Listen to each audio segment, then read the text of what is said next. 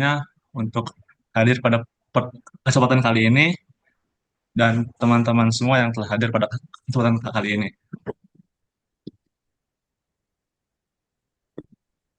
Pertama-tama izinkan saya mengenalkan kelompok kami. Yang pertama ada Isa Fitrul Firdaus dengan NIM terakhir 033 dan saya sendiri Kibar Panjatnika dengan NIM terakhir 041 dan yang terakhir Zahra Trimaisya dengan NIM terakhir 045. Di sini kami akan mempresentasikan tentang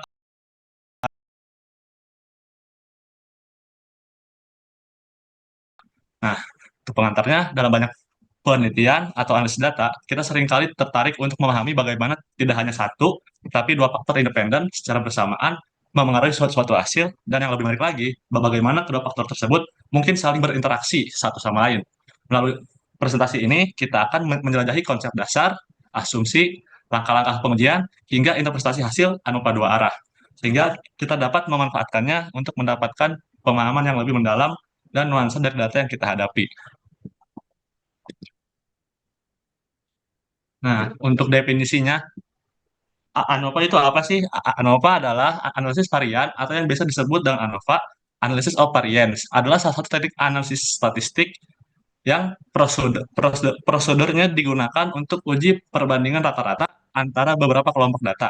ANOVA merupakan perluasan dari uji T, sehingga bisa digunakan untuk menguji perbedaan tiga buah rata-rata populasi atau lebih sekaligus. Teknik analisis ini bertujuan mengetahui perbedaan skor suatu variabel Y atau variabel terikat dependent variabel yang disebabkan oleh perbedaan skor pada setiap variabel X atau variabel bebas independent variabel. Nah, kan kelompok kemarin sudah menjelaskan tentang one way ANOVA. Kali ini kita akan menjelaskan tentang two way ANOVA. Jadi, kalau ANOVA satu arah itu digunakan untuk menguji perbedaan rata-rata antar kelompok berdasarkan satu faktor atau variabel independen, seperti frekuensi pembelajaran terhadap nilai ujian. Namun, dalam ANOVA dua arah, lebih relevan karena melibatkan dua faktor sekaligus yang dapat mempengaruhi variabel dependen. Misalnya, frekuensi pembelajaran dan jenis kelamin siswa terhadap hasil ujian.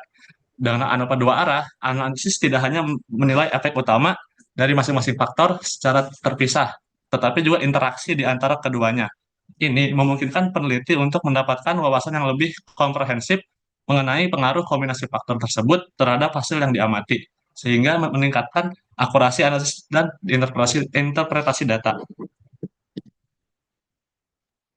Nah, Stop dulu.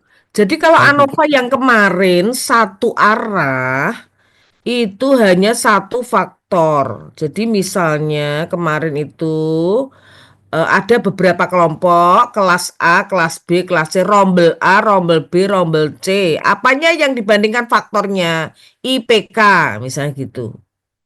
Ya, seperti itu. Kalau tadi yang kamu contohkan adalah frekuensi belajar dengan apa tadi ya? Yang kamu sebut tadi apa tadi? Dengan nilai ujian. Nilai ujian, tapi Eh, faktornya yang dilihat adalah apa tadi? frekuensi pembelajaran dan Ya. jenis kelamin. Ya, kalau yang contoh yang tadi adalah faktornya adalah kelas-kelas ya. Kelas A, kelas B, kelas C, kelas rombel A, rombel B, rombel C yang ANOVA satu arah itu rombelnya menjadi faktor rombelnya.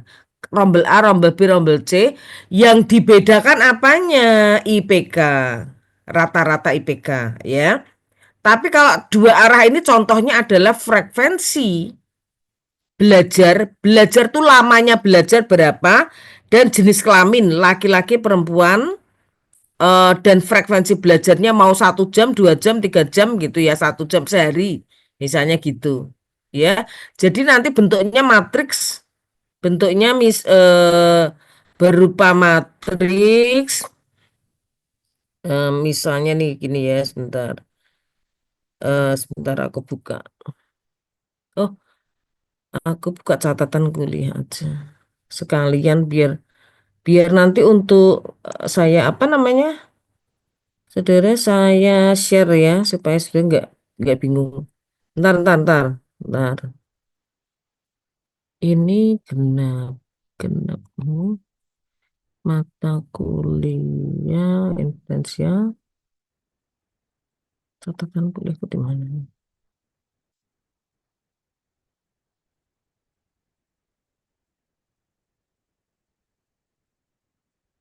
Ya udah aku ambil lagi ini sudah ya. Jadi nanti misalnya di sini itu kamu nanti contohnya apa? Di contoh soalnya, Bu. Mm-mm. Kalau coba.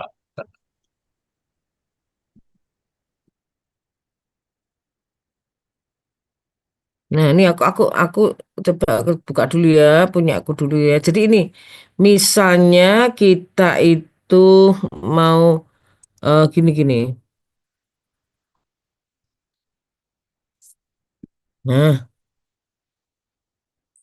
Nah, jadi faktornya itu faktornya itu dua ya, faktornya dua. Nah,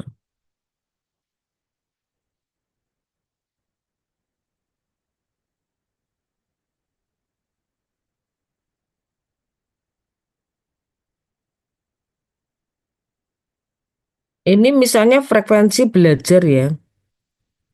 Nah, frekuensi belajar kamu bisa pecah menjadi eh di sini pecah menjadi misalnya 1 jam belajarmu. 1 jam satuannya dalam jam ya, 1 jam, 2 jam, misalnya 3 jam. Ada enggak sih yang belajar sampai 4 jam sehari? Maksudnya mengerjakan di rumah gitu ya, belajar mandirinya 4 jam. Ada enggak? Sudahlah, saya kira 4 jam ya, 5 jam kok hebat sekali ya. Enggak lah ya, mustahil, mustajab. Masa sih ada yang belajar kok rajin-rajin amat ya? Bu Mariana dulu aja belajarnya cuma sedikit. Ini laki-laki, perempuan. Nanti kita kadang-kadang butuh butuh kalau secara manual kan mesti butuh jumlah rata-rata dan sebagainya tambah kolom-kolom ya. Nah, nanti di sini ada misalnya frekuensi belajar ini hasil belajar nilai misalnya atau IP. Ya ini ada IP-nya, nilai IP. Berapa begitu ya? Berapa berapa berapa berapa berapa berapa gitu ya. Nanti ada siswa setiap misalnya 30 orang. Oh, janganlah ya 50 ya atau 100 biasanya kalau kalau sampelnya diperoleh dengan mudah ya yang banyak aja ya. Nah, 100 orang. Kamu belajar ditanya setiap orang. Kamu belajar sehari berapa jam? Aku 1 jam, Bu. Oh, dia perempuan. IP-mu berapa? Misalnya ya, IP-mu semester ini berapa? 3,6. Hmm. Belajar 1 jam. Kamu belajar 2 jam. Laki-laki belajar 2 jam. Rajin amat nih ya. Ya. Nah, misalnya, oh dia 3,7. Nah, gitu ya. Ini hanya satu orang. Tapi banyak orang ya. Ini anggap rata-rata ya. Rata-rata, rata-rata. Ya, ini nanti ada data ya. Data ada berapa IPK-nya berapa. Jadi nanti ada anak-anak yang ini sudah rata-rata ya ini ya. Nah, ini sudah rata-rata.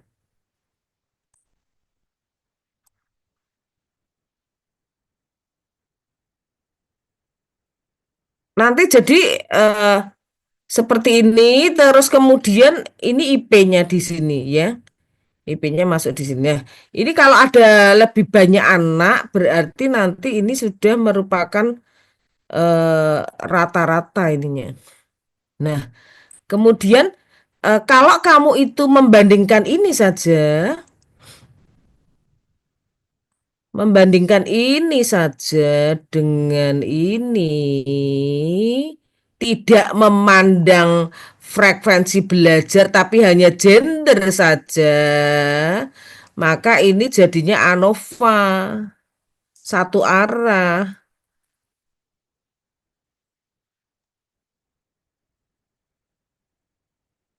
Nah, ya, satu arah. Nah, gitu. Nah, kalau kamu berarti ini frekuensi belajarnya tidak dipandang, ya, tidak diperhatikan. Ini tidak diperhatikan, maka hanya gendernya saja yang kamu perhatikan, maka yang ini digabung. Jadilah dia ANOVA biasa. Nah, sekarang kalau hanya dua kelompok berarti pakai tes ya. Nah, terus kemudian kalau kamu itu memperhatikan memperhatikan ininya, tidak memperhatikan gender, tapi pokoknya frekuensi belajarnya. Nah, satu persatu begini, kamu pakai ANOVA juga satu arah kalau satu-satu begini, ya. Jadi ada dua kelompok, ini ada dua kelompok. Kalau ANOVA ini berarti dua kelompok. Nah, kalau ANOVA yang ini berarti empat kelompok. Nah, gitu ya. Ki ANOVA satu arah. Tapi kalau kamu melihat ininya satu sel per sel, maka dia itu adalah ANOVA dua arah. Tiap sel, kamu perhatikan tiap sel ini sih warna lainnya apa ya? Biru kali ya. Nah, ini sendiri, ini sendiri, ini sendiri, ini sendiri, ini sendiri. Ada sorry, ada 8 kelompok. Kalau ada ini 8 kelompok, ini yang eh two way ANOVA, two way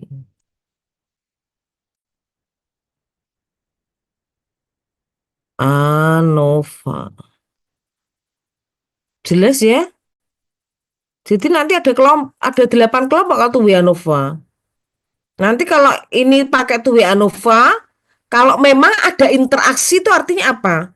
Kalau misal contoh, frekuensi makin tinggi, laki-laki misalnya, laki-laki ya, frekuensinya eh, eh, makin tinggi, dia juga makin tinggi IP-nya. Perempuan juga makin tinggi. Atau kalau eh, atau frekuensi laki-laki makin tinggi frekuensi belajarnya, perempuan mungkin mungkin makin rendah gitu pokoknya gitu ya. Nah, terus atau misalnya kalau makin bisa saja laki-laki perempuan ini mempengaruhi begitu loh. Ya, kalau laki-laki perempuan mempengaruhi.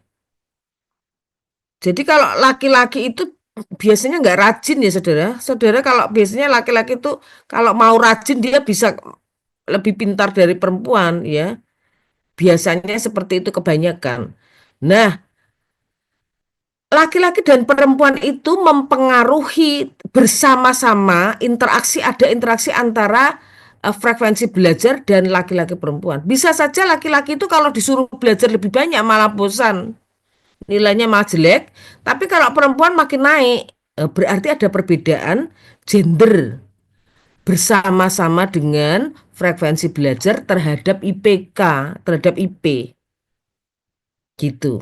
Ada tapi kalau misalnya tidak ada interaksi itu artinya sembarangan. Kadang laki-laki itu bisa lebih tinggi walaupun frekuensinya lebih tinggi, walaupun atau ada juga yang lebih tinggi walaupun frekuensinya lebih rendah.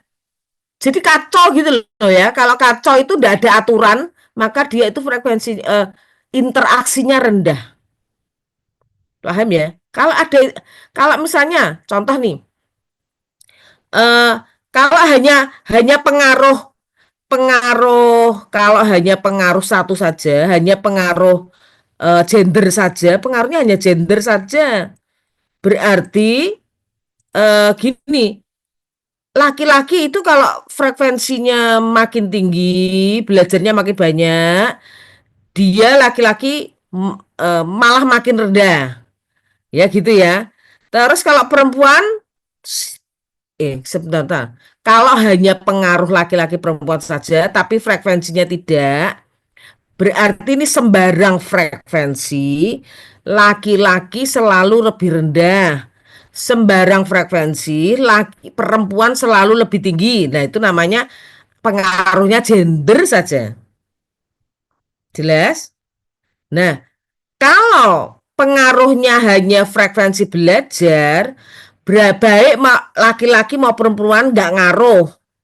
Kalau dia belajar 1 jam ya mesti lebih rendah. Kalau 2 jam ya mesti lebih tinggi lagi. Kalau 3 jam lebih tinggi lagi. Kalau 4 jam lebih tinggi lagi. Tapi nggak ngaruh dia laki-laki apa perempuan sembarang.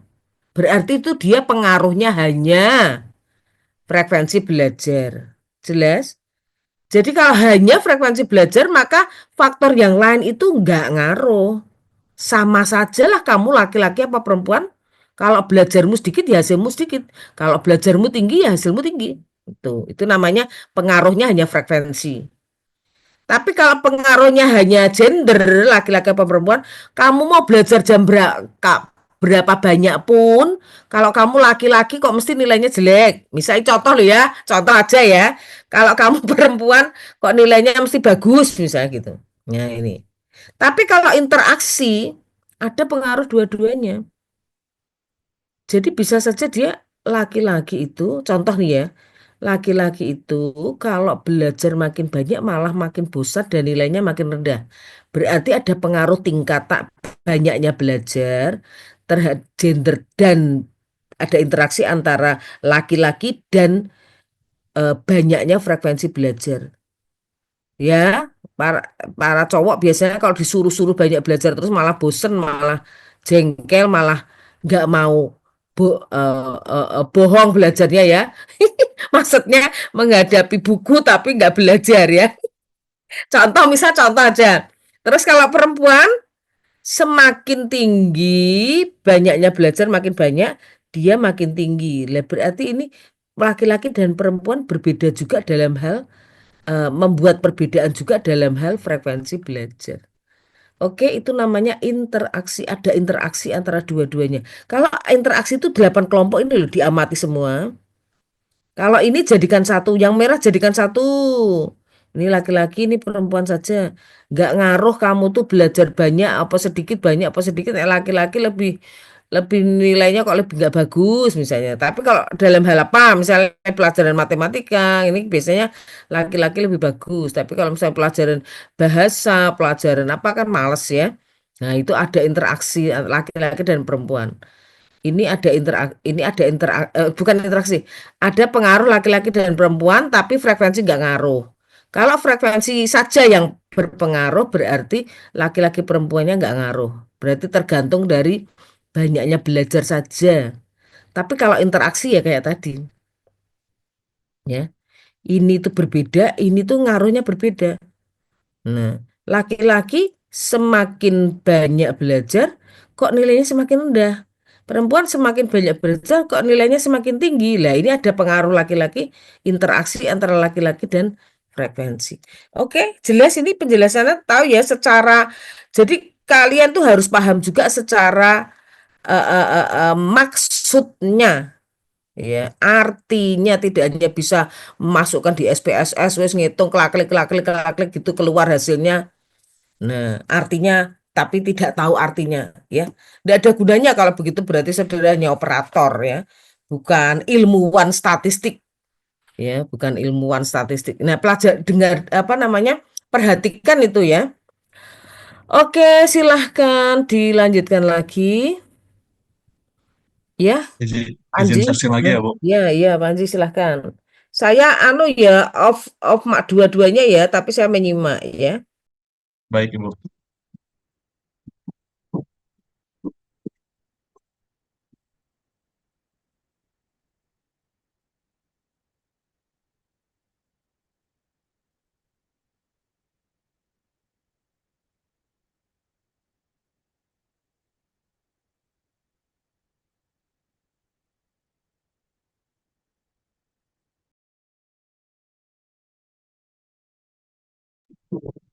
Nah, tadi kan sudah dijelaskan tentang ANOVA dua arah. Nah, untuk kriteria datanya itu ada tiga. Yang pertama, data dari variabel independen harus non-metrik atau data kategorikal. Dan variabel dependen harus data kuantitatif atau skala interval dan rasio. Nah, yang kedua, data harus berdistribusi normal. Dan yang ketiga, varian data antar kelompok harus homogen. Untuk selanjutnya akan dilanjut oleh rekan saya, Isa. Yaitu ide utama dari ANOVA dua arah. Next. Nah, pada analisis dua faktor bersamaan, yaitu ANOVA dua arah berfungsi sebagai teknik inferensial yang memungkinkan peneliti untuk mengevaluasi pengaruh stimulan dari dua faktor independen terhadap satu variabel dependen, sekaligus mengkaji apakah terhadap interpretasi antara kedua faktor tersebut. Analisis ini adalah untuk memahami bagaimana dua faktor dapat mempengaruhi variabel dependen secara bersamaan, memberikan wawasan yang lebih dalam dibandingkan dengan analisis satu faktor. Faktor yang diperhitungkan dalam contoh yang diberikan. Satu faktor adalah, misalnya, satu faktor adalah jenis pupuk dan faktor lainnya adalah frekuensi penyiraman. Nah, pada keunggulan analisis dua faktor ini memiliki tiga keunggulan. Yang pertama adalah menghasilkan gambaran yang lebih holistik dan menyeluruh. Yang kedua adalah menampilkan pengaruh masing-masing faktor secara terpisah. Yang ketiga adalah mengungkapkan interaksi antara kedua faktor. Next.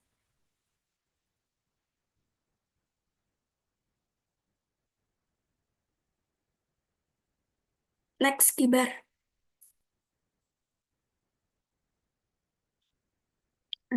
Kekuatan ANOVA dua arah. Eh, ANOVA dua arah ini unggulnya karena sebelumnya.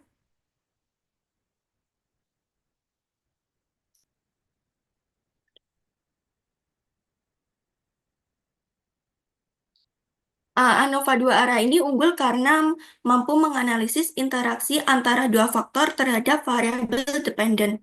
Analisis ini tidak hanya memiliki pengaruh masing-masing faktor secara terpisah, tetapi juga bagaimana pengaruh suatu faktor berubah bergantung pada level faktor lainnya. Misalnya yaitu efektivitas jenis pupuk bisa berbeda tergantung pada frekuensi penyiraman. Dengan demikian, ANOVA dua arah ini memberikan pemahaman mendalam tentang bagaimana faktor-faktor saling mempengaruhi, membantu penelitian untuk merumuskan strategi yang lebih efektif. Next.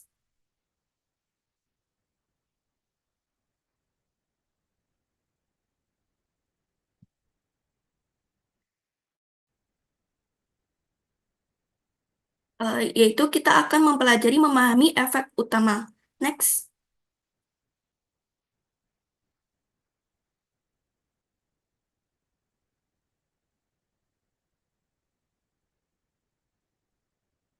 Nah, definisi dari efek utama dalam ANOVA ini yaitu pada pengaruh langsung dari suatu faktor, yaitu misalnya faktor A terhadap hasil yang kita ukur ketika kita menganalisis efek utama. Kita ingin mengetahui apakah rata-rata hasil berbeda dengan signifikan antara berbagai level dari faktor A tanpa mempertimbangkan faktor lain, yaitu misalnya adalah faktor B. Next.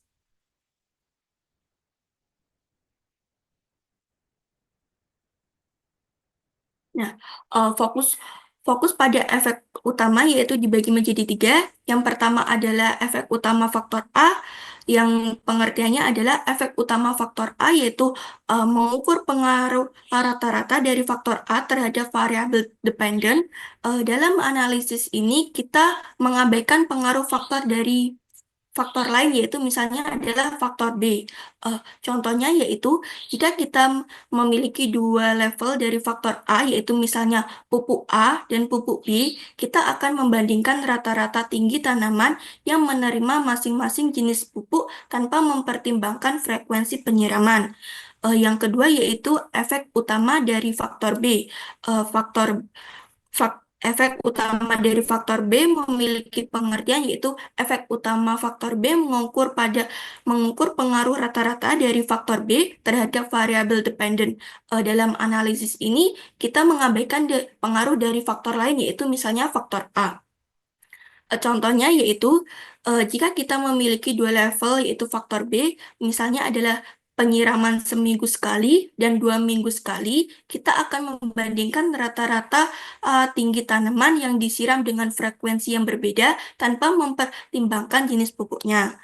Yang ketiga adalah efek utama faktor B dan uh, faktor A, yaitu efek interaksi faktor A dan faktor B terjadi ketika pengaruh satu faktor terhadap variabel dependen berbeda tergantung pada level faktor lainnya. Dalam analisis ini, kita mengeksplorasi bagaimana kombinasi level kedua faktor mempengaruhi hasil tersebut. Contohnya yaitu dalam penelitian tentang pertumbuhan tanaman, jika pupuk A lebih efektif saat disiram 2 kali seminggu, sedangkan pupuk B lebih efektif saat disiram seminggu sekali, maka ini menunjukkan adanya interaksi antara jenis pupuk dan frekuensi penyiraman tersebut. Next.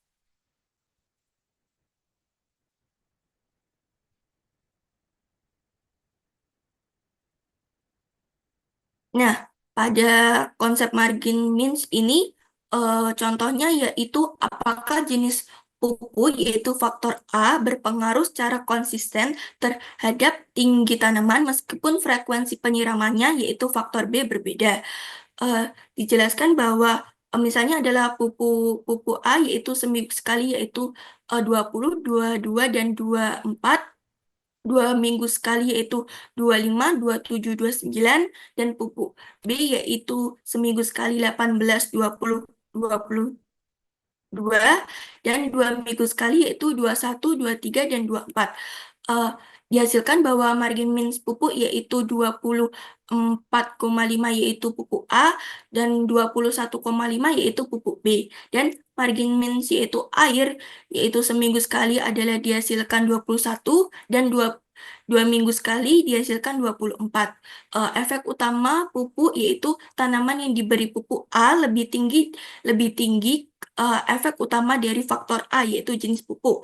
Efek utama frekuensi penyiraman yaitu tanaman yang disiram 2 minggu sekali lebih tinggi secara rata-rata. Ini merupakan efek utama dari faktor B yaitu penyiraman itu sendiri.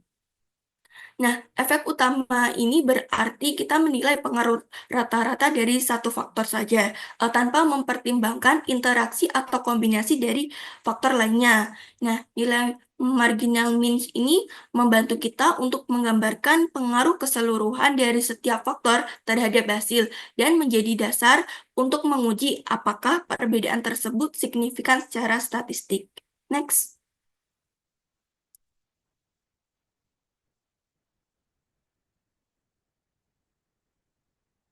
Nah, pada efek utama dengan lebih dari 2 level, yaitu menggunakan metode analisis post hoc, yaitu setelah kita menemukan efek utama yang signifikan dengan lebih dari 2 level, kita perlu metode untuk mengetahui level mana nih yang berbeda. Ada dua, yaitu Turki HSD, yaitu membandingkan semua pasangan level untuk melihat perbedaannya. Metode ini baik untuk banyak perbandingan dan mengontrol kesalahan. Yang kedua yaitu adalah Bonferroni, yaitu mengurangi resiko kesalahan dengan membagi tingkat signifikan, yaitu misalnya 0,05 dengan jumlah perbandingannya. Next.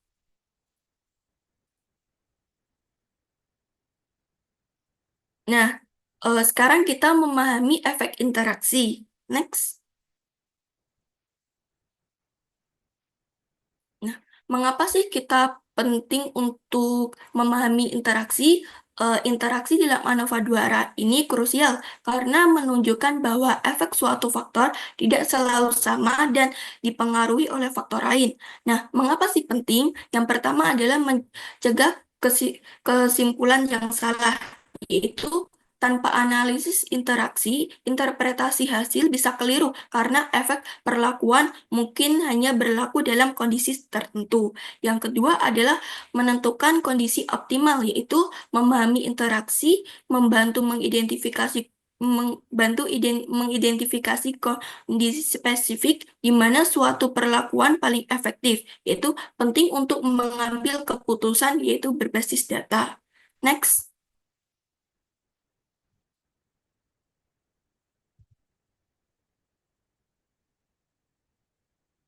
Nah, apa sih definisinya? Yaitu efek interaksi terjadi ketika pengaruh satu variabel, yaitu variabel independen, yaitu faktornya, terhadap variabel dependen tidak konsisten, tetapi dipengaruhi oleh level variabel independen lainnya. Dengan kata lain, efek dari satu faktor dapat berbeda bergantung pada nilai atau kategori dari faktor lainnya. Next.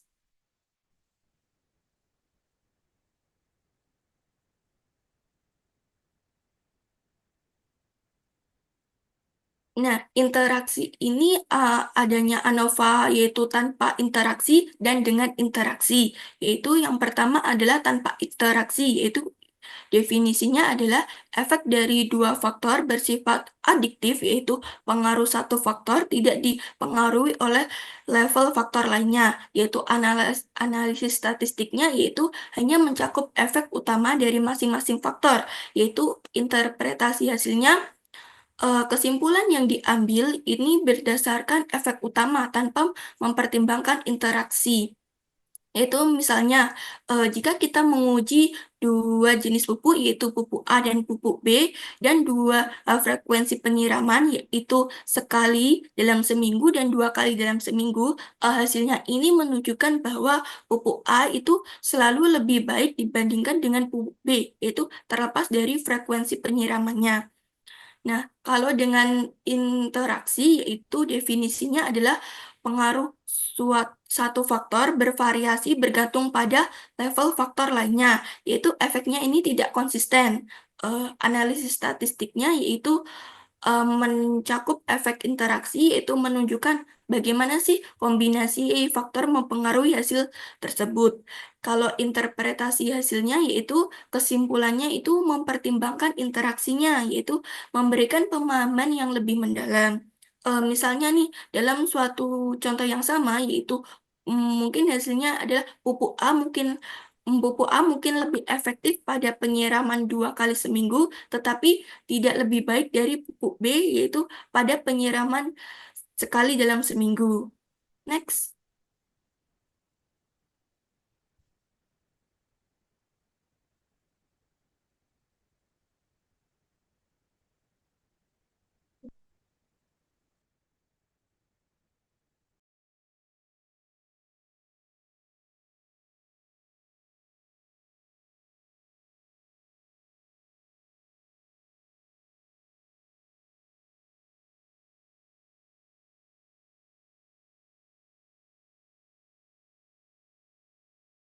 Yang selanjutnya akan dilanjutkan rekan saya yaitu Mesya. Apa itu perhitungan manualnya ada ya? Ada Ibu, Pakai Excel ya? ya dibantu dengan Excel. Ada Ya Bu, suaramu tapi kecil nanti Bu. suaramu. Ada Suaramu. Bu, tapi nanti setelah Iya, ini. ya suarane sing sijimu sapa? Suara saya Sarah tidak, sama. Suarane sapa ya? Sarah ya, Sarah itu suaranya kok agak kecil apa? Kamu pakai headset? saya pakai laptop Bu, tidak pakai headset. Oh ya wes rada banter sithik lah ya. Agak keras sedikit. Baik Bu,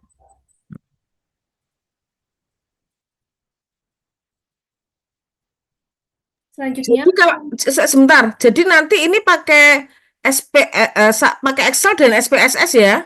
benar Ibu. Iya, oke.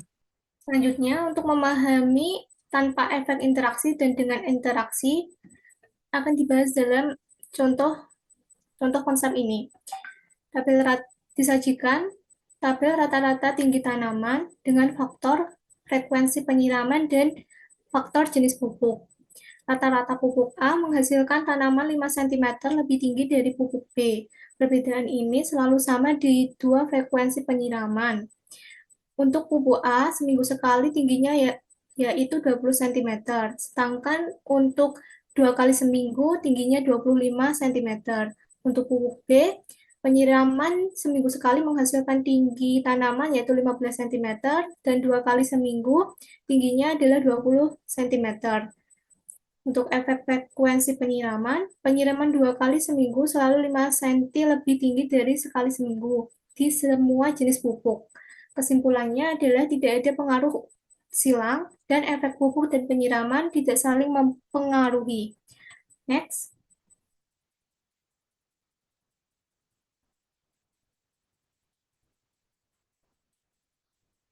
Ini adalah langkah-langkah untuk menghitung ANOVA dua arah tanpa efek interaksi secara manual. Langkah pertama adalah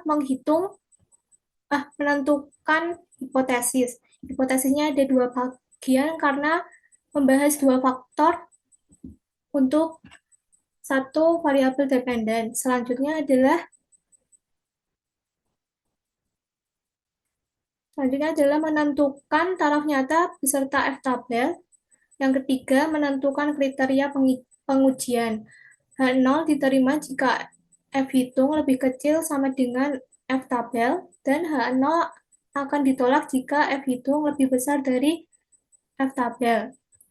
Yang keempat adalah membuat analisis varian dalam bentuk tabel ANOVA. Di sini kita akan menghitung jumlah kuadrat total, jumlah kuadrat baris, jumlah kuadrat kolom, dan jumlah kuadrat error beserta rata-rata kuadratnya, dan mencari nilai dari F hitung. Yang kelima adalah membuat kesimpulan. Next.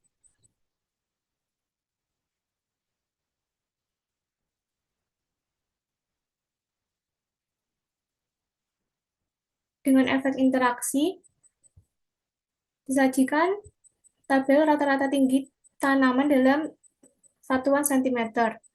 Efek pupuk tergantung pada frekuensi penyiraman. Pengaruh pupuk tergantung pada seberapa sering disiram karena pupuk A hanya sedikit lebih baik dari pupuk B saat disiram seminggu sekali, tapi jauh lebih baik saat disiram 2 kali seminggu. Tanaman yang diberikan pupuk A dan disiram seminggu sekali menghasilkan tinggi tanaman 20 cm, sedangkan tanaman yang diberi pupuk A dan disiram 2 kali seminggu menghasilkan tinggi 35 cm. Dan tanaman yang diberi pupuk B dan disiram seminggu sekali menghasilkan tinggi 15 cm, sedangkan tanaman yang diberi pupuk B dan disiram 2 kali seminggu menghasilkan tinggi 20 cm. Efek penyiraman tergantung pada pupuk. Pengaruh siraman tergantung pada jenis pupuk, karena pada pupuk A tinggi tanaman naik 15 cm saat lebih sering disiram, sedangkan pada pupuk B hanya naik 5 cm. Kesimpulannya adalah ada interaksi, pengaruh pupuk dan siraman saling mempengaruhi karena pupuk A jauh lebih sensitif saat disiram 2 kali seminggu, dan efek gabungannya tidak bisa dilihat dari masing-masing faktor secara terpisah. Next.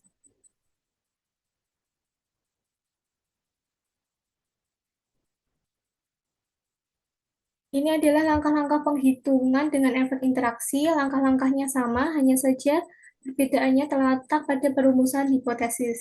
Jika tanpa efek interaksi, hipotesisnya ada hanya 2, yaitu hipotesis untuk faktor A dan hipotesis untuk faktor B. Untuk hipotesis dengan efek interaksi, hipotesisnya ada 3 bagian, yaitu untuk hipotesis untuk faktor A, hipotesis untuk faktor B, dan hipotesis untuk interaksi. Selanjutnya perbedaannya ada pada letak penghitungan. Pada penghitungan dengan efek interaksi, perhitungannya ditambah dengan jumlah kuadrat interaksi. Rumusnya ada pada slide selanjutnya. Next.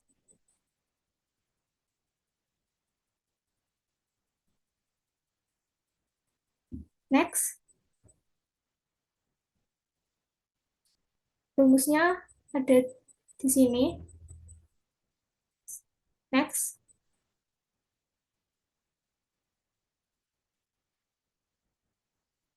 Selanjutnya adalah p-value. P-value biasanya ada pada output SPSS, pada kolom untuk ANOVA dua arah, ada pada kolom test of between subjects effects, pada kolom SIG. Ini adalah contoh output SPSS dengan variabel dependen yaitu ujian, dengan variabel faktor yaitu gender dan pendidikan. Dapat dilihat SIG-nya untuk gender, SIG-nya adalah 0,005 dan untuk pendidikan SIG-nya 0,00 dan untuk SIG interaksi gender dan pendidikan SIG-nya adalah 0,003. Next.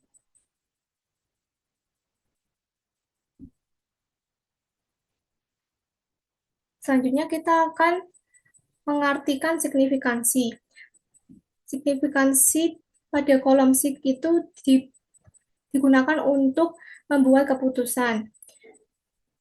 Jadi ini ada aturan pengambilan keputusan, yaitu jika SIG lebih kecil dari alfa, maka hasilnya signifikan secara statistik, atau kita menolak hipotesis nol, atau artinya hipotesis tidak ada efek. Jika SIG lebih dari atau sama dengan 0,005, hasil tidak signifikan secara statistik dan kita gagal menolak hipotesis nol. Berdasarkan dari output SPSS sebelumnya, kita dapat mengambil kesimpulan efek utama gender signifikan karena 0,005 kurang dari 0,005 kurang dari 0,05. Untuk efek utama pendidikan signifikan karena 0,000 kurang dari 0,05. Selanjutnya, efek interaksi gender dan pendidikan signifikan karena 0,003 kurang dari 0,005. Artinya, baik gender, pendidikan, maupun interaksi keduanya secara bersama-sama berpengaruh signifikan terhadap variabel yang diuji, yaitu ujian, nilai ujian. Next.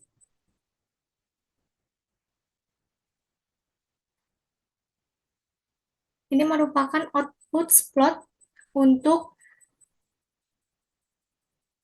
data yang sama, garis-garis yang tidak paralel atau berbeda kemiringan bahkan bersilangan menunjukkan adanya interaksi yang signifikan. Nilai SIG dari outputnya yaitu 0,003 ditunjukkan dengan plots ini. Pola ini menunjukkan hubungan yang kompleks antara gender, pendidikan, dan nilai ujian. Next.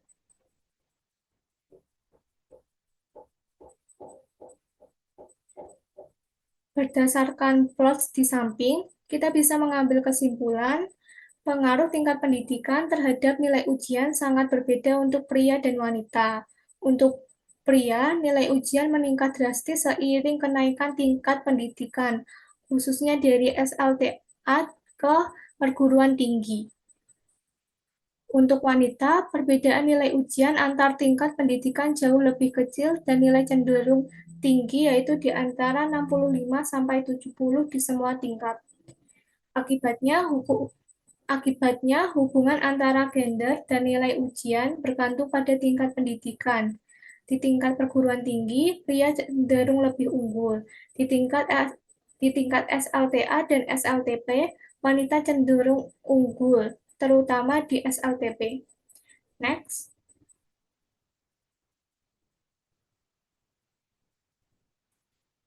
Ini disajikan grafik ANOVA dua arah dengan interaksi dan tanpa interaksi. Untuk dengan interaksi, garisnya bersilangan, kemiringannya berbeda, dan tanpa interaksi garisnya paralel, dan kemiringannya sama. Next.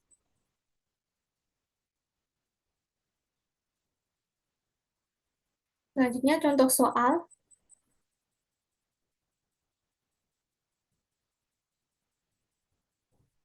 Yang pertama adalah contoh soal dengan ANOVA 2 arah dengan interaksi dengan cara manual Excel. Berikut ini adalah hasil survei tentang pengaruh tingkat aktivitas dan tingkat ekonomi terhadap prestasi belajar. Dengan tingkat kepercayaan 5%, ujilah apakah A. Ada pengaruh dari kedua faktor tersebut terhadap prestasi belajar. B. Apakah ada interaksi antara kedua faktor tersebut, tingkat aktivitas dan tingkat ekonomi. Next.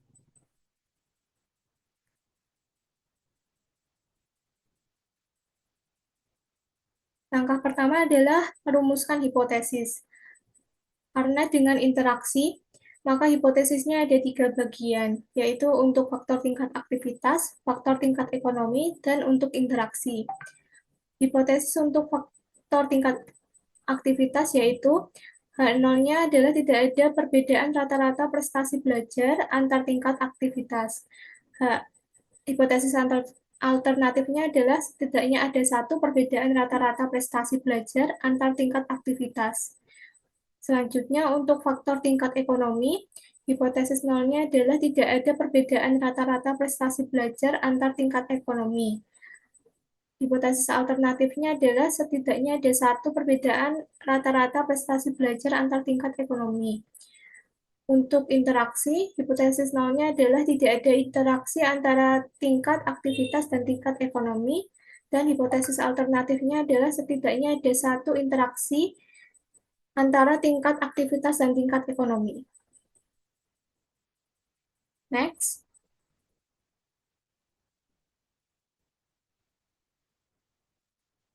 Yang kedua adalah identifikasi data dan variabel. Variabel independen 1 yaitu tingkat aktivitas, dan variabel independen 2 yaitu tingkat ekonomi. Variabel dependennya yaitu prestasi belajar, dan total data keseluruhan adalah 2110.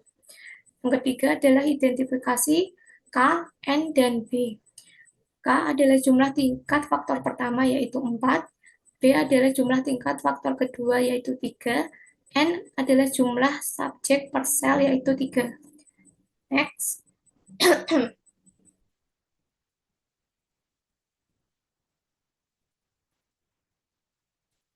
Yang selanjutnya adalah menghitung jumlah kuadrat. Yang pertama adalah kita menghitung faktor koreksi terlebih dahulu, yaitu jumlah total dikuadratkan dibagi dengan N, yaitu 2110 kuadrat dibagi dengan N-nya yaitu 36, hasilnya adalah 123,669,4. Selanjutnya adalah menghitung jumlah kuadrat total, hasilnya adalah 3778,5, dan jumlah kuadrat baris hasilnya 123.669,4. Maaf, ini ada kesalahan penghitungan. Hasilnya adalah 1156,5. Untuk jumlah kuadrat kolom adalah hasilnya 349, dan jumlah kuadrat interaksi hasilnya adalah next.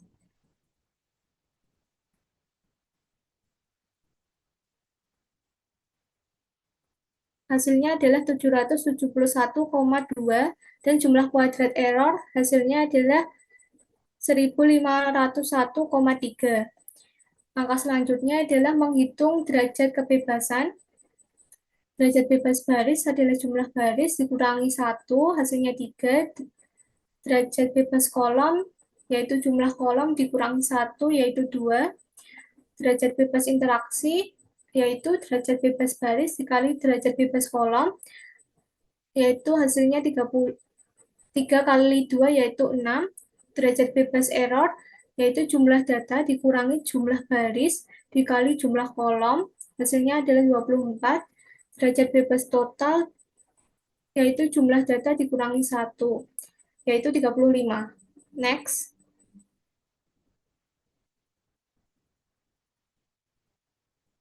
Selanjutnya kita adalah menghitung kuadrat tengah atau rata-rata. Untuk kuadrat tengah baris, kita mendapatkan hasil 385,5. Kuadrat tengah kolom hasilnya 174,6. Istilahnya ada yang kuadrat rata-rata ya. Jumlah Ya, kuadrat rata-rata. Istilahnya kadang beda-beda. ya Bu. Ya. Kuadrat interaksi hasilnya 128,5 dan kuadrat tengah error yaitu 62,5. Next.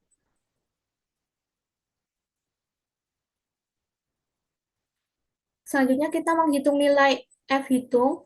F hitung kita menghitung untuk baris kita menghitungnya dengan membagi kuadrat tengah baris dibagi dengan kuadrat tengah error. Hasilnya adalah 6,16. Untuk nilai F kolom, kita menghitungnya dengan kuadrat tengah kolom dibagi kuadrat tengah error, yaitu hasilnya 2,7. Dan nilai F interaksi, kita menghitungnya dengan kuadrat tengah kolom dibagi kuadrat tengah error, hasilnya adalah 2,05.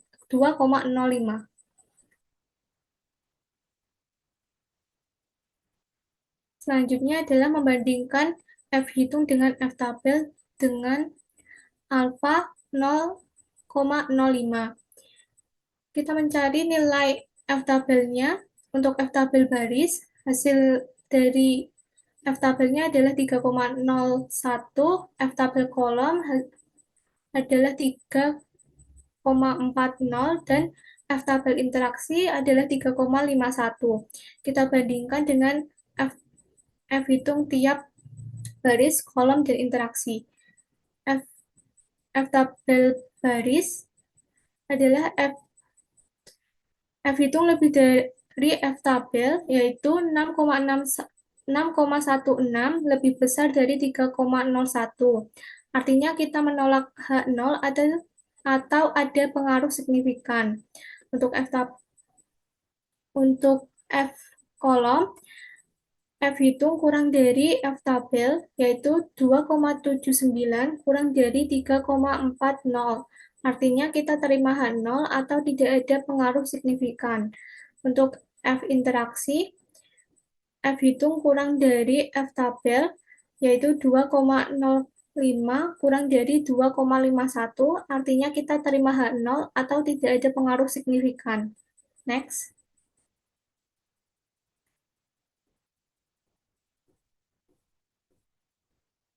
Langkah terakhir adalah kita mengambil kesimpulan. Kesimpulan dari penghitungan tadi adalah tingkat aktivitas berpengaruh terhadap prestasi belajar. Tingkat ekonomi tidak berpengaruh terhadap prestasi belajar dan tidak terdapat bukti yang cukup untuk menyimpulkan adanya interaksi yang signifikan antara tingkat aktivitas dan tingkat ekonomi.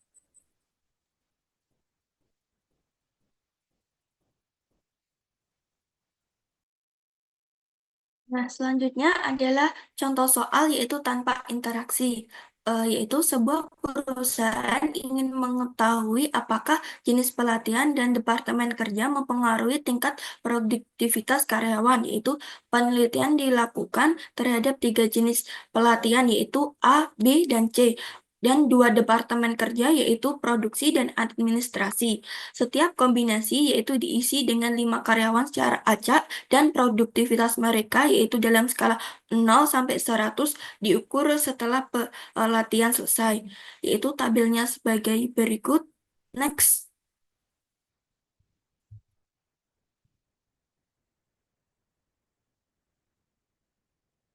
Nah, pertanyaannya yaitu yang pertama adalah apakah jenis pelatihan berpengaruh signifikan terhadap produktivitas? Yang kedua, apakah departemen kerja berpengaruh signifikan terhadap produktivitas? Yang ketiga yaitu abaikan efek interaksi antara pelatihan dan departemen, yaitu dianggap tidak ada interaksinya. Dan gunakan taraf signifikan yaitu alfa 0,05. Next.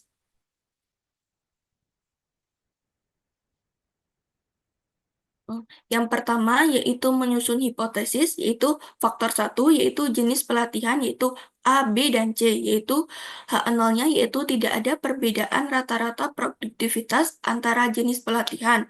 H1-nya yaitu ada perbedaan rata-rata produktivitas antar jenis pelatihan. Faktor yang kedua yaitu departemen kerja, yaitu produksi dan administrasi. Nolnya yaitu tidak ada perbedaan rata-rata produktivitas antar departemen. Satunya itu ada perbedaan rata-rata produktivitas antar departemen. Yaitu taraf signifikannya yaitu digunakan taraf signifikan yaitu 0,05. Yang ketiga yaitu uji statistik yaitu p-value kurang dari 0,05 yaitu maka tolak 0, p-value lebih dari sama dengan 0,05 yaitu terima H0. Next.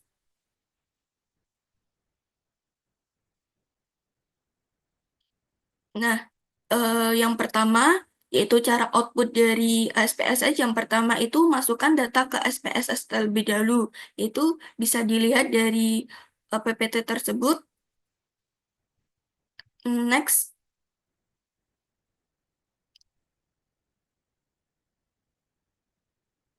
Yang kedua yaitu pada bagian variable view pada bagian pelatihan, yaitu perhatikan value-nya sebagai berikut. Yaitu value 1 dilabeli dengan A, value 2 dilabeli dengan B, value 3 dilabeli dengan C. Eh, pada bagian variable view, pada bagian departemen, yaitu value 1 yaitu diisi dengan produksi, value kedua diisi dengan administrasi. Next.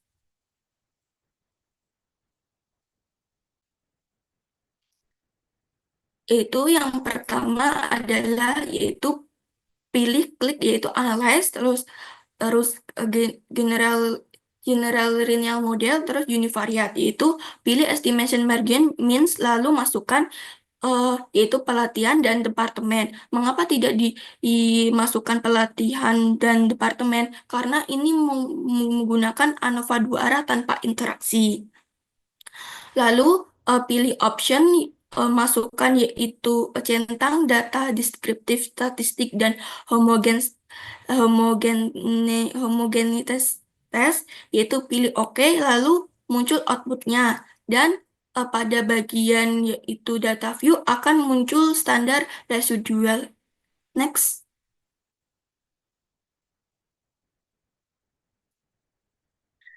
Nah, pada SPSS kan tadi kan sudah ada tuh variabel residual yaitu ZREI yaitu lalu ke analyze terus descriptive statistik lalu explore yaitu masukkan standardization Ini nanti development. dipraktekkan ya, Isa ya. Oh, ya Bu.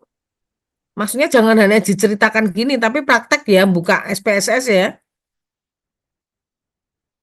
Iya kan? Iya Bu, tapi ini sudah. Oh ya nanti Bu. Iya, maksudnya ini penjelasan, terus kemudian kamu praktek gitu ya.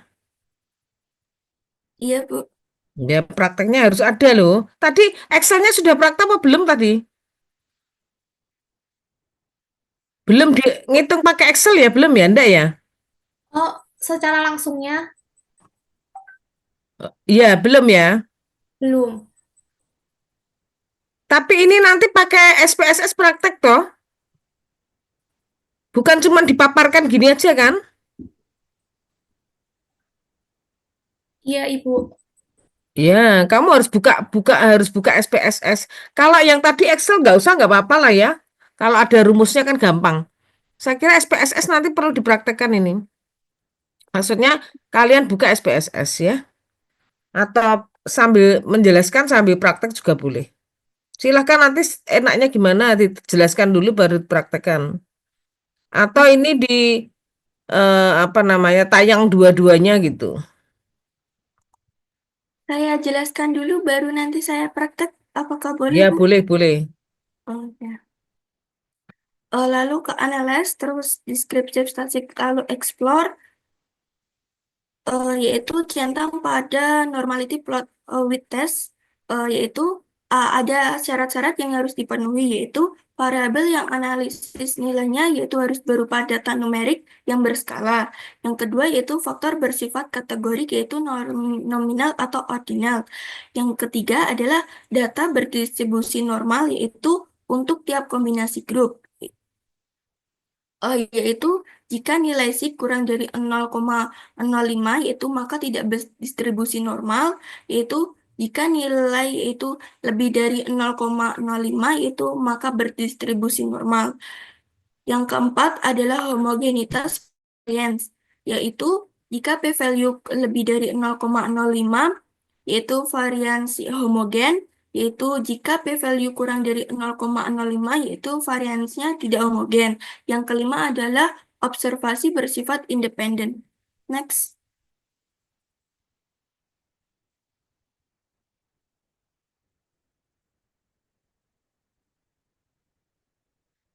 Nah, pada soal tersebut, ini adalah hasilnya yaitu variabel yang dianalisis yaitu nilai harus berupa data numerik yang berskala besar yaitu interval atau rasio. Yang kedua adalah faktor seperti pelatihan dan departemen itu merupakan sifat kategorik yaitu nominal atau ordinal. Yaitu yang ketiga adalah data berdistribusi normal. Yaitu ini merupakan test of normality, yaitu ditunjukkan bahwa nilai SIG yang sebesar 0,112 untuk eh, statistik Kolmogorov dan 0,038 untuk statistik Shapiro-Wilk. Dari nilai tersebut ditunjukkan bahwa lebih besar dari taraf signifikan yaitu 0,05. Sehingga hal ini merupakan residual itu bersifat normal. Next.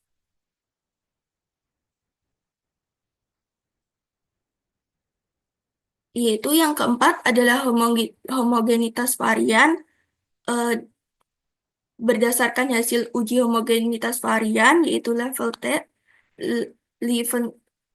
diperoleh nilai signifikan sebesar 0,925 yaitu berdasarkan mean, 0,975 berdasarkan median, 0,972 berdasarkan trimin yang seluruhnya lebih besar dari 0,05.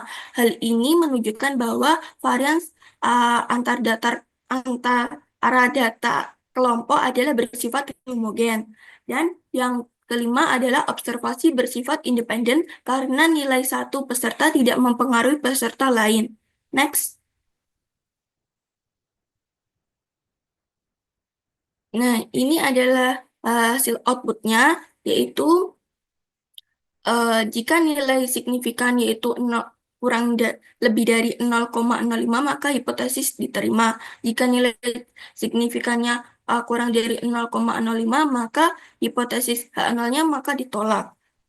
Hasil analisisnya yaitu karena nilai SIG yaitu 0,001 kurang dari 0,05 maka H0 ditolak. Artinya adalah jenis pelatihan berpengaruh signifikan terhadap produktivitas.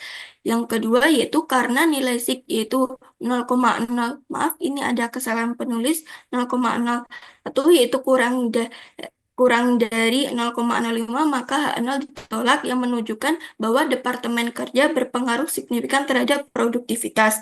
Yang ketiga yaitu karena nilai SIG yaitu 0,954 yaitu lebih dari 0,05 maka H0 diterima yang artinya tidak ada efek interaksi antara pelatihan dan departemen sehingga pengaruh keduanya bersifat dependen. Sebentar saya akan menunjukkan outputnya.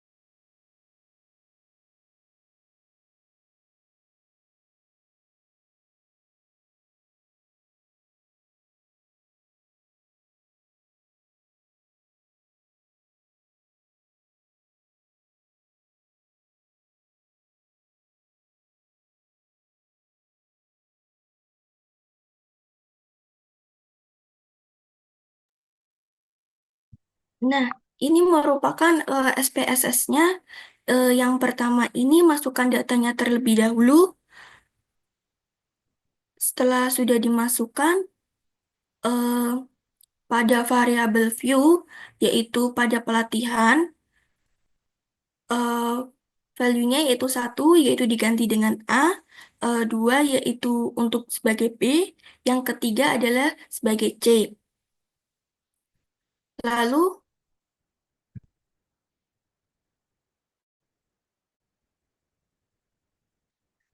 pada departemen, yaitu value 1 diganti dengan produksi, value kedua diganti dengan administrasi. Lalu pilih analyze, general model, univariate.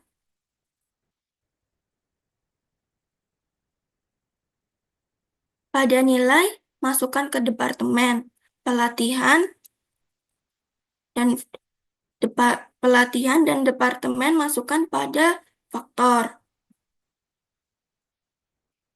Lalu pada estimasi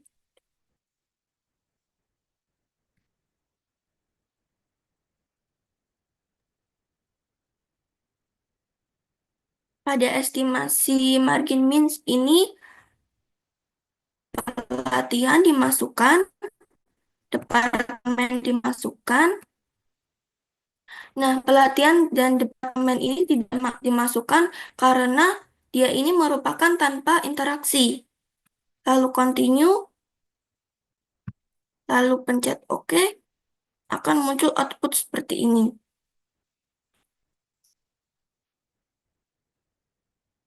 Lalu kembali lagi ke sini.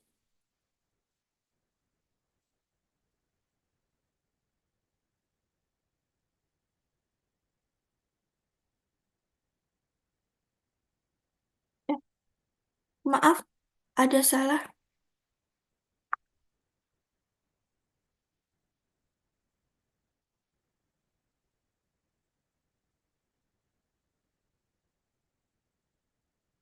Maaf, ada salah tadi option descriptive statistik sama homogenitas dicentang.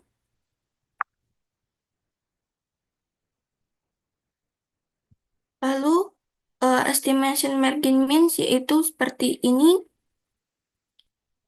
Pelatihan dan departemen, yaitu pelatihan departemen itu tidak karena tanpa interaksi. Oke.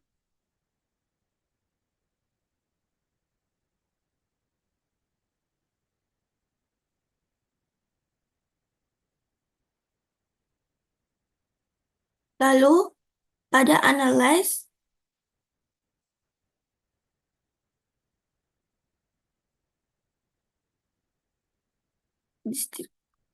descriptive statistik, lalu explore,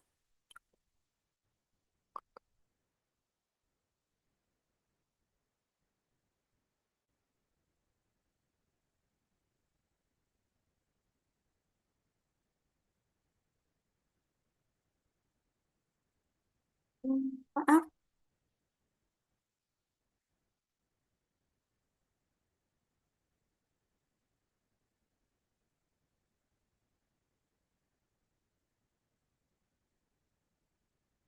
maaf ada kesalahan.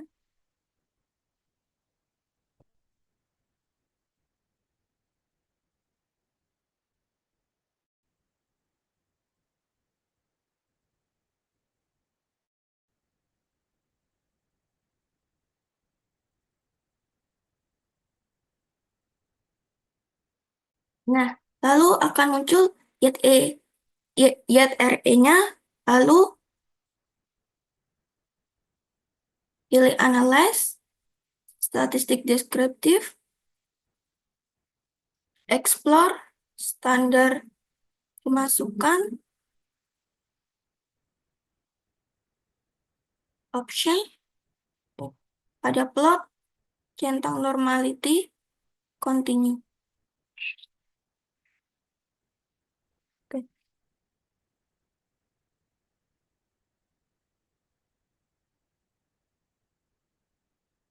Kurang lebihnya seperti itu. Analisis outputnya tadi saya sudah jelaskan.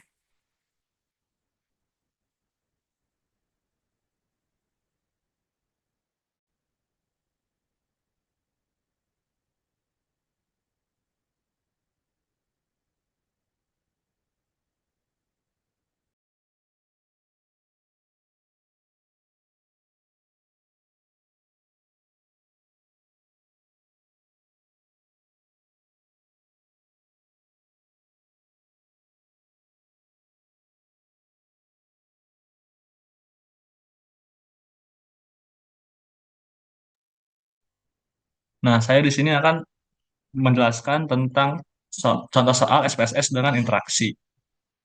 Izin share screen, Ibu. Yes. Ya, silakan.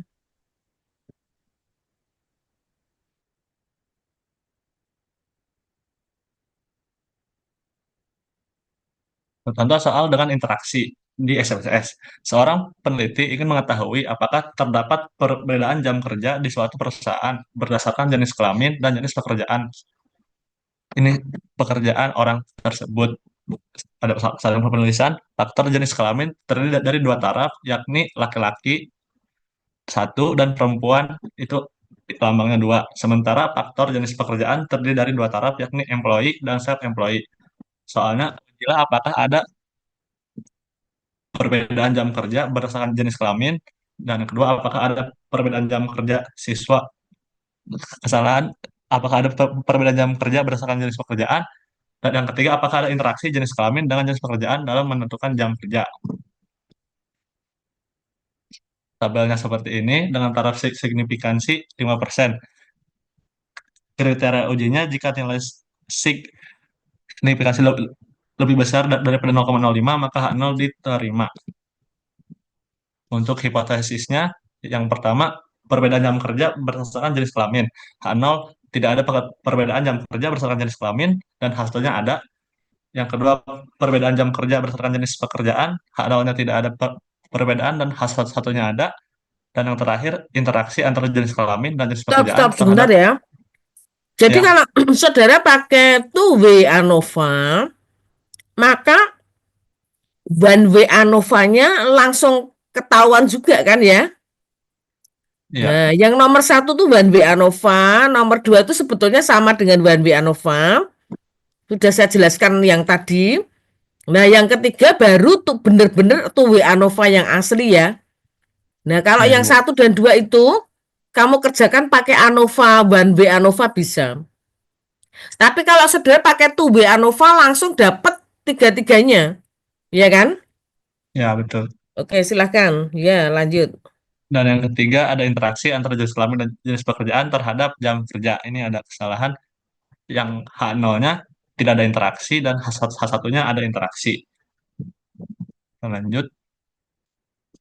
Nah, penyelesaiannya kita input data yang tadi ke SPSS dengan petunjuk kolom pertama diisi dengan jenis kelamin, yang satu itu adalah laki-laki dan yang dua adalah perempuan. Dan yang kolom kedua jenis pekerjaan, yang satu itu employee dan yang kedua adalah self employee. Dan kolom ketiga diisi dengan jam kerja. Lalu yang kedua, atur variabel di variabel foo sebagai berikut.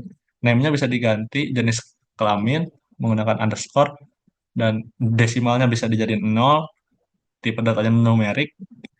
Lalu untuk yang variabel faktor atau independen kita pakainya nominal, soalnya datanya kategorik, dan variabel dependennya jam kerja itu scale. Nah, terus kita bisa klik values di sini pada jenis kelamin, lalu masukin satu dengan label laki-laki, masukin dua dengan label perempuan. Untuk jenis pekerjaan kita masukin value-nya satu dengan label employee dan value 2 untuk self employee. Kita lanjut. Karena tadi kriteria datanya harus berdistribusi normal, jadi kita tes dulu uji normalitasnya. Kalian bisa klik and analyze, masuk ke general linear model, univariate, lalu klik univariate, lalu masukkan variabel jenis kelamin dan jenis pekerjaan seperti di sini ke fixed factor, lalu jam kerja ke dependent variable, lalu klik save, lalu centang bagian standar standar Z, lalu klik OK. Nanti akan muncul variabel baru yaitu nilai residual standar di pada data view-nya. Nanti akan saya praktekkan, dan yang lanjut karena sudah mendapatkan nilai residual standar, kita uji normalitasnya. Kita klik analyze ke descriptive statistik, explore, masukkan nilai residual itu ke dependent list, lalu klik plot dan centang bagian normality plot with test, lalu klik OK dan akan keluar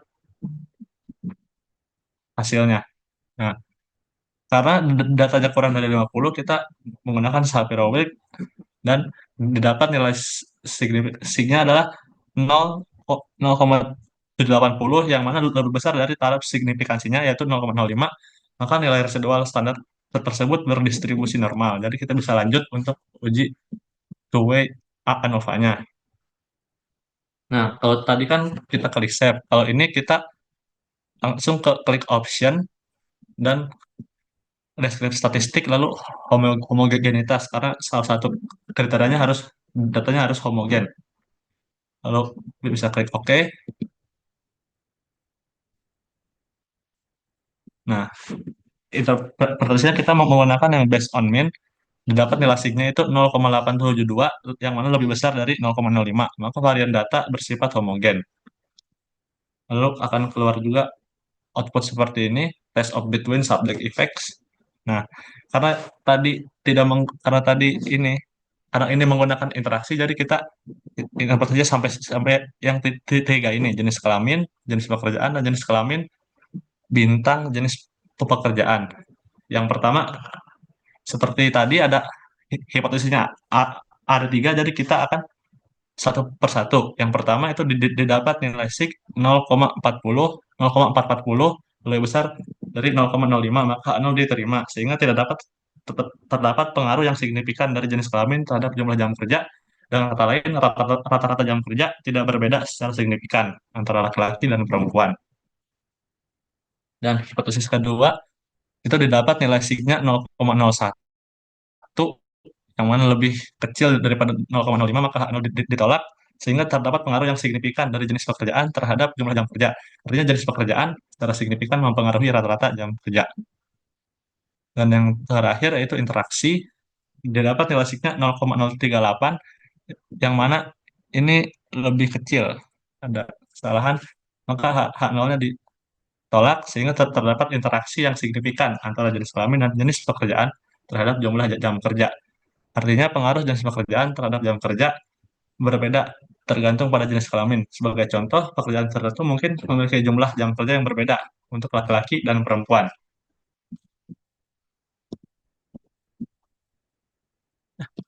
Apakah perlu dipraktekkan, Bu, di SPSS-nya?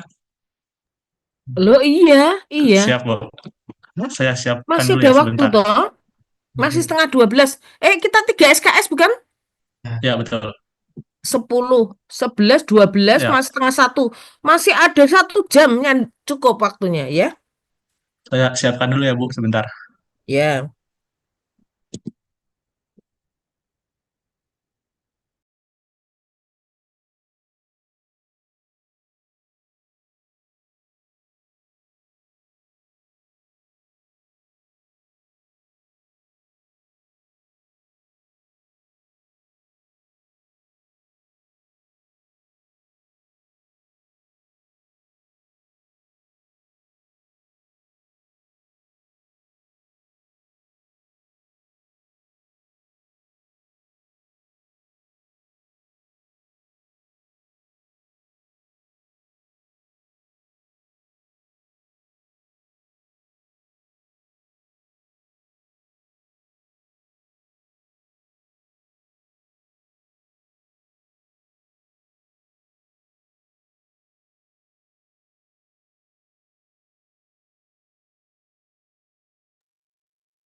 Nah, ini kita udah ada datanya.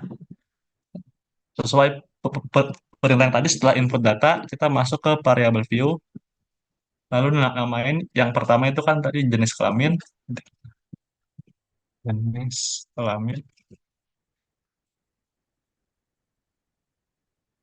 yang kedua jenis pekerjaan.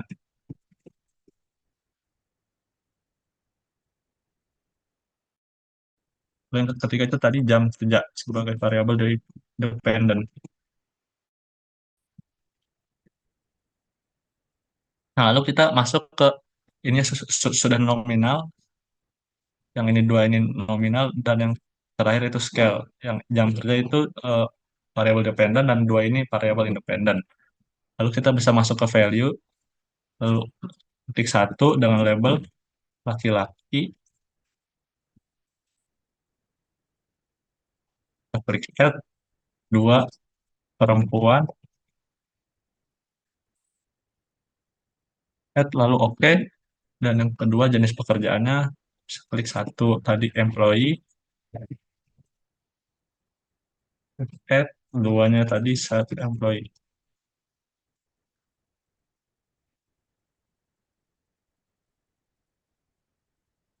add, lalu oke.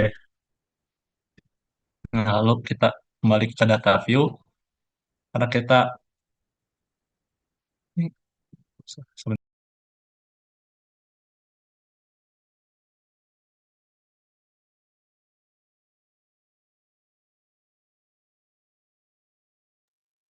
Nah, karena kita perlu menguji normalitasnya dulu, jadi kita bisa klik analyze sama general linear model, lalu ke univariate untuk mendapatkan nilai residual standar.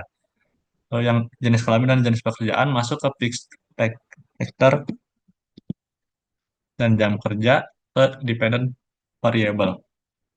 Lalu klik save dan centang bagian ini standardize, continue, dan oke. Nah, nanti akan seperti ini. Nah, kita abaikan dulu, lalu masuk ke data view lagi. Nanti akan muncul variabel baru, yaitu nilai residual standar, yang akan kita uji normalitasnya. Cara uji normalitas, yaitu tinggal analyze, descriptive statistik, ke explore. Nah, tinggal nilai standar residualnya ke dependent list. Lalu klik plot, dan centang bagian normality plot with test. Lalu klik OK. Nah, bisa lihat di sini outputnya sama dengan yang tadi, yaitu nilai nilai signya 0,780, yang mana lebih besar dari 0,05. Jadi data tersebut berdistribusi normal. Nah, setelah tahu kalau data ini berdistribusi normal, kita bisa lanjut eh, melanjutkan analisis ke two-way ANOVA. Seperti tadi univariate, kalau tadi save, sekarang kita ke option, kita centang bagian deskripsi statistik dan homogeneity test untuk mendapatkan nilai homogen. Karena salah satu syaratnya itu harus homogen. Jadi kita continue dan ke PMINS. Kalau tadi bagian tanpa interaksi itu cuma jenis kelamin dan jenis pekerjaan. Karena kita dengan interaksi, jadi kita masukkan juga jenis kelamin dan jenis pekerjaan. Continue, oke. Dan akan keluar seperti yang tadi saya sudah menjelaskan. Terima kasih. Oke, sudah selesai ya? Ya, Ibu, sudah selesai. Ah, apa namanya, PR-nya diberikan nggak? Ada, Bu, latihan soalnya. Sudah Saya, dibuatkan PR ya? Ah, ya, ah, saudara, saudara nanti harus bisa mengerjakan secara manual maupun secara pakai SPSS ya. Besok ujiannya open book dalam bentuk menggunakan program Excel sama XPSS. Tapi nanti saya minta, satunya nanti akan gini, eh, semua mahasiswa datanya beda karena nanti mungkin saya minta 5 baris atau berapa baris data diubah sendiri, ya diganti sendiri. Nah seperti itu, jadi tidak ada data yang sama. Misalnya saya minta 10 baris diubah sendiri dengan skala yang mirip mirip gitu. Maksudnya misalnya kalau satuannya 5, 6, 7, 9, 1, 1, 2, masuk kamu tulis 1000-an, ya itu berarti tidak, skalanya nggak sesuai. Nah, nanti saya minta seperti itu. Ya, jadi setiap mahasiswa nanti datanya harus berbeda dan pasti berbeda. Pasti karena data yang harus diubah sendiri itu banyak. Seperti itu, jadi masing-masing datanya berbeda, saudara harus dengan terampil mengerjakan dan memahami juga maksudnya, ya. Sehingga nanti mungkin soal itu sudah dalam bentuk campuran macam-macam, saudara harus bisa membedakan mana saya pakai ANOVA 1 arah, ANOVA 2 arah, atau pakai analisis kovarian, atau pakai nanti MANOVA dan sebagainya. Begitu ya, semoga bisa sampai SEM, semoga. Nah, saudara sudah mulai siapkan install Lisrel ya, install Lisrel. Nanti kamu menghubungi MCC aja, minta aja masternya. Salah satu minta terus dibagi juga bisa ya. Silahkan nanti, saya kira pasti bisa diberi masternya. Nanti saudara tinggal di run ya, diinstal di run. Oke, saya kira itu. Ada pertanyaan tidak?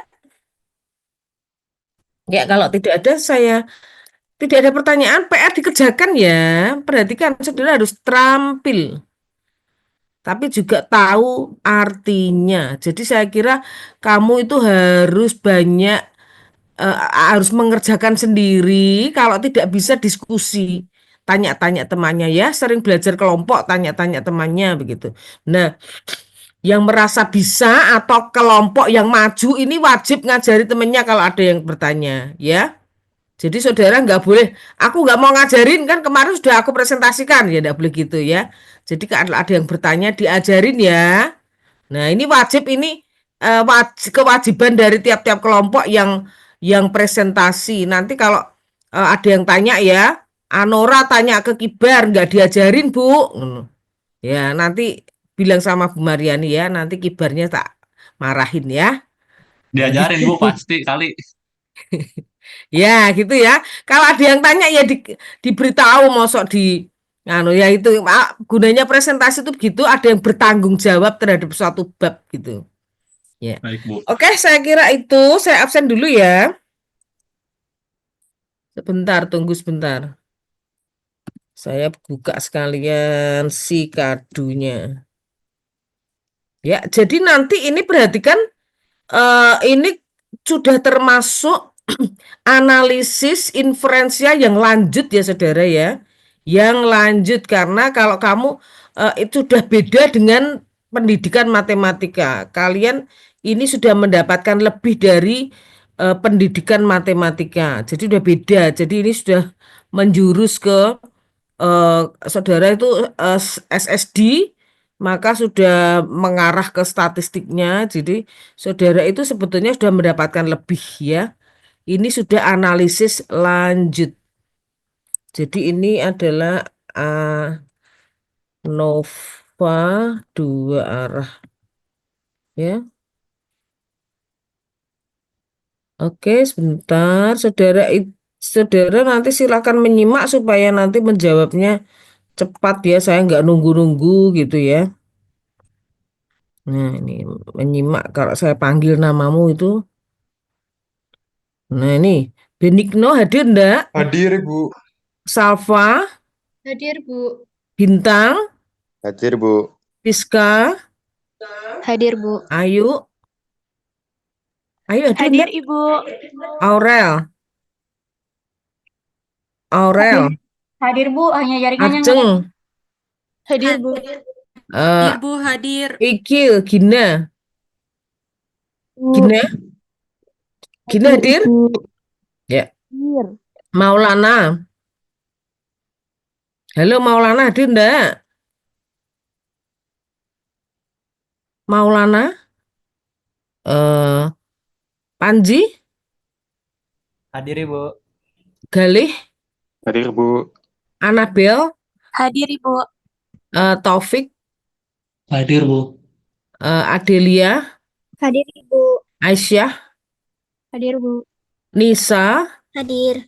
Alis, Alis, Alis, Kanaya, Hadir Bu. Rizky, Rizky, Rizky, Hadir Bu. ya, Rasika, Hadir. Rasika hadir, Hadir Bu. Hadir Bu. Alfer, Hadir, Ibu. Alferel, Hadir. Alferel hadir ya, Irfan, Nadine, Nadine, Bu. ya, Aina, Hadir Bu. Dimas, Hadir Bu. Dimas Hanif, Hadir Bu. Aska, Hadir. Sata, Hadir, Bu. Sata hadir, Hadir, Bu. ya, Salis, Hadir Bu. Karissa, Hadir Bu. Anora, Hadir Bu. Isa, Hadir. Aufa, Hadir, Bu. Muhammad Abdillah, Hadir Bu.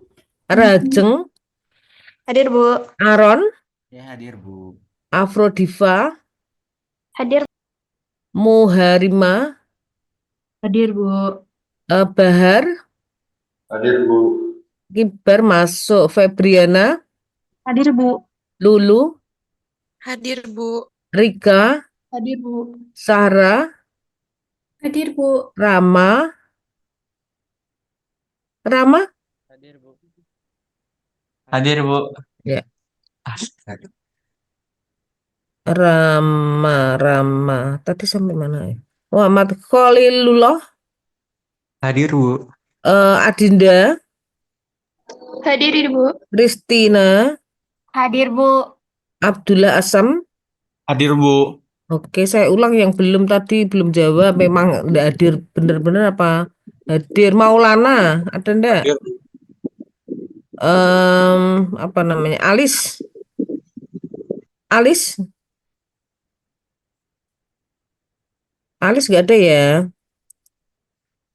Alis ada nih tapi kok nggak jawab ini Alis? Ya udah. Oke, saya simpan. Saya akhiri, saudara silahkan nanti divalidasi ya. Tadi koneksinya itu Bu, Elis. Apa? Ya tadi Elis Bu. Ya, sudah saya masuk. Kamu itu ada tapi nggak jawab ya. Iya.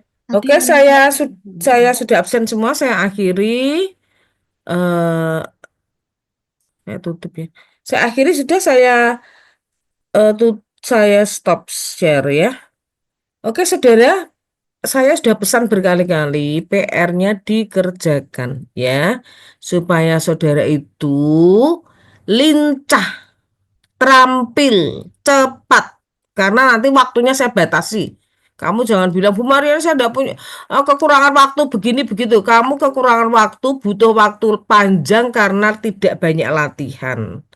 Ya, saudara itu SSD itu tidak cuman otaknya saja, tapi juga harus keterampilannya.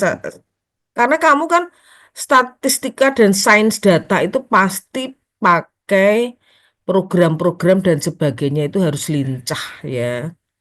Harus lincah. Jadi kamu itu komputernya juga harus lincah. Sehingga nanti butuh kecepatan. Ya, soalnya kan nanti saya bisa aja full nanti kamu 2 jam itu kalau mengerjakan dengan cepat baru bisa selesai.